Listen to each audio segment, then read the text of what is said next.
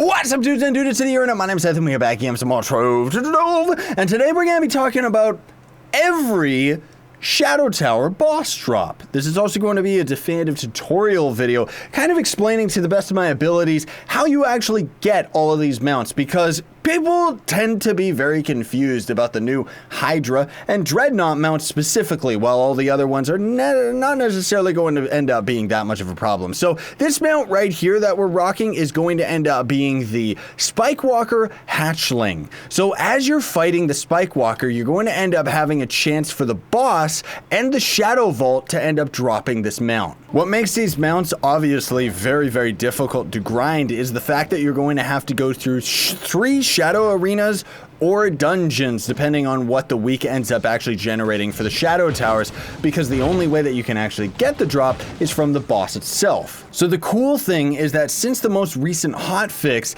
they've actually changed it so that difficulty does make a difference for the drop rate. So if we end up actually killing Spikewalker, you're gonna have a chance for the boss to actually drop the mount, and that's just going to be static. That's just gonna be set no matter what difficulty you're on. However, if you end up coming over here to the Shadow Tower Vault itself, this bad boy is going to have its drop rates changed. So as you end up using a Shadow Tower key on normal mode, you're just going to have the normal base chance of actually getting the mount.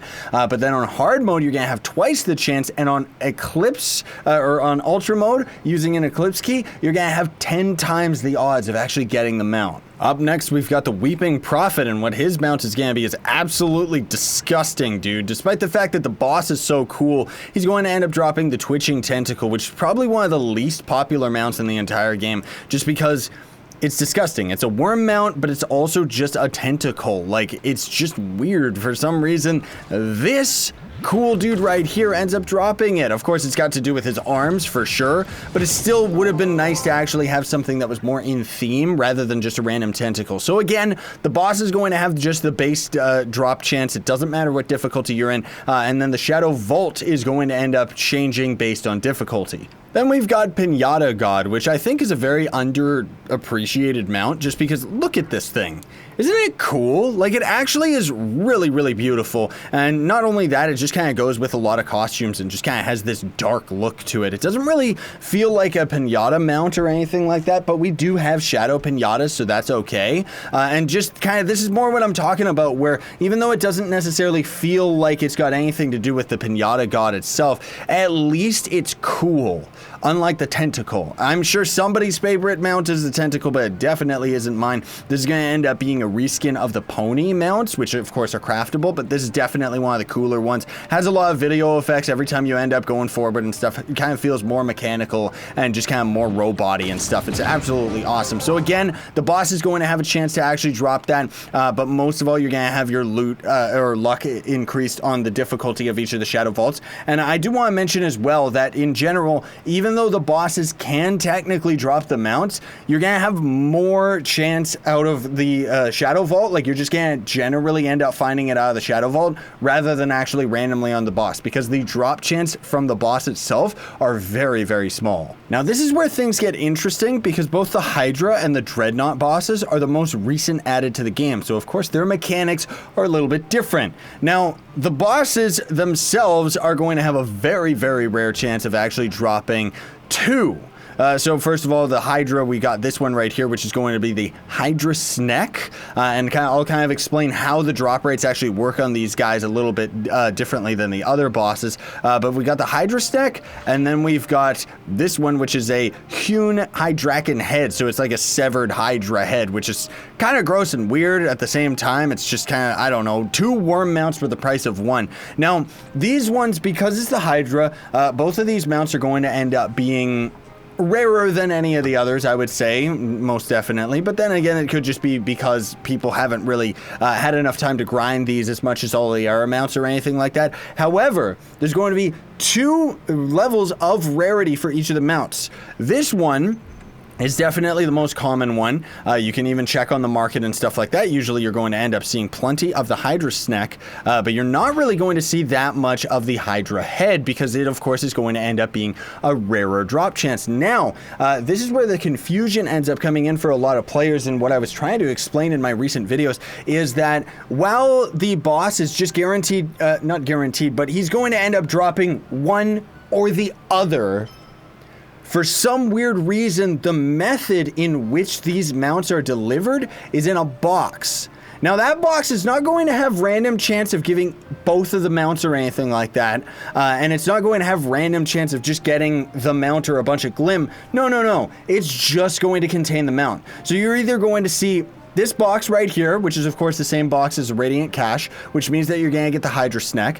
And then there's going to be this box right here, which looks the same as a Trove of Wonder, but is representing that you just got the rarer mount out of the Hydra boss. Now, what I think is going on with these boxes, and the reason that they actually have them, is that I think they actually need them in order to have the boss be able to drop two different mounts, or maybe it's got to do with the differing level of Shadow Tower difficulty somehow affecting the drop rates of each of the boxes themselves. I'm not exactly sure. My Tomb Raiser has all of my gems right now, but again, the boss itself is going to have a very rare chance of dropping the boxes. If at all, honestly, it's pretty much impossible, but the Shadow Vault itself, again, is going to be the same as the other bosses, where it's going to increase based on the difficulty. So on normal, it's ×1, hard mode, it's ×2, so if you end up completing one Shadow Tower, it equals to the same as completing the boss twice on normal mode, and for Eclipse, it's going to be 10 times the chances. Now, that said, Trove's random number generation, the drop chance, is completely random. I've seen people get the mounts after only like 2 or 3 normal runs, and then other people that are doing, you know, 10 to 20 Eclipse runs, which is the equivalent of hundreds of normal runs, and they haven't gotten anything. Because that's just kind of how Trove works. It's completely and utterly random. So you can either get them or buy them from somebody who's been able to get them. Now, the reason I was giving such a lengthy explanation for the Hydra mounts is because they're going to end up having the same mechanics for the Dreadnought. You're going to end up having a chance of getting this, which is the De-Weaponized Worldender. Of course, out of the 2 drops, this is going to end up being more common from the Dreadnought. However, what I do want to say is, while the Hydra Snek is definitely going to be a lot easier than getting the Worldender, the Worldender is probably going to be just under the amount of rarity that the Hydra Snek, not Hydra Snek, but the Hydra head is probably going to be a little bit harder to get than the Worldender. And then, of course, there's going to be, as you've probably seen in my recent video, the most beautiful mount in the entire game right here is the beautiful Dreadnought Mark I prototype, which is absolutely awesome. It pretty much is just a smaller version of the boss itself. Each of these is going to end up dropping out of the 2 different boxes that I mentioned. So you're going to end up having the Radiant box. It means that you're going to have the Worldender, and if you see a Trove of Wonder box end up going down onto your hotbar, it means you get to cash in because this beautiful mount is yours, or you can end up actually selling it. Now, once again, just to kind of reiterate, the chances of getting the drop off of the boss itself are going to be astronomically ridiculous. Like, it's just going to be really, really bad to actually get the mount out of the boss itself, if even possible at all, honestly speaking, because as far as I know, the drop chances were not actually increased for the boss's drop itself. Most of all, it's going to end up being increased for the Shadow Tower Vault. Now, from what I've seen, despite the fact that I have said that the random number generation is absolute poop, and technically speaking, you could end up getting the Dreadnought Mark I out of normal Shadow Towers, the fact is that I don't really think that that's going to be very likely, because the Dreadnought Mark I is, I would say, it still isn't as rare as Gonda, but it definitely is second place in terms of the hardest mount in the actual game to end up getting. Well, with Gonda, you can kind of just pay to win your way, or just use Flux to end up buying as much Troves of Wonder as you want, or you can just outright buy the mount, or you can grind hundreds, if not thousands, of Shadow Towers and never end up getting the mount, or you can end up just buying it again. And then I would love to tell you that you actually get the Throne of the Moon mount from Daughter of the Moon, but no. Daughter of the Moon, oddly enough, doesn't actually have any mount that you can end up getting off of her, which is quite strange considering that she's supposed to be the last boss. Personally speaking, I really do feel that the Throne of the Moon would have been an absolutely awesome mount to end up actually getting out of her, because this is actually a really cool throne to begin with. But no, you actually just end up getting this one from... Do you actually get it from Lunar Souls? Let me double check by just killing her real quick, because I guess technically speaking, Daughter of the Moon is the only boss in the game that does, of course, end up giving you Lunar Souls, which of course are going to end up being not only a currency for many other items that you end up actually getting in the game, like re-rollers and junk like that, but they're also going to end up giving you access to a lot of different mounts. So I could see the logic behind why the devs might not have actually bothered making her specifically have her own unique drop, because you're just going to end up getting the Lunar Souls out of the chest, and then you're going to be able to get all of these bad boys right here, which technically speaking means that the Throne of the Moon is an item out of her, because you have to have 5 Lunar Souls in order to get it. So I guess it's not really bad, but I still think it would have been really cool to have, like, Daughter of the Moon end up having a rare drop like this, or just some type of mount. Like, wouldn't that have been so cool? But then also she's going to give us Despoiled Divinity as well for all these new costumes, right?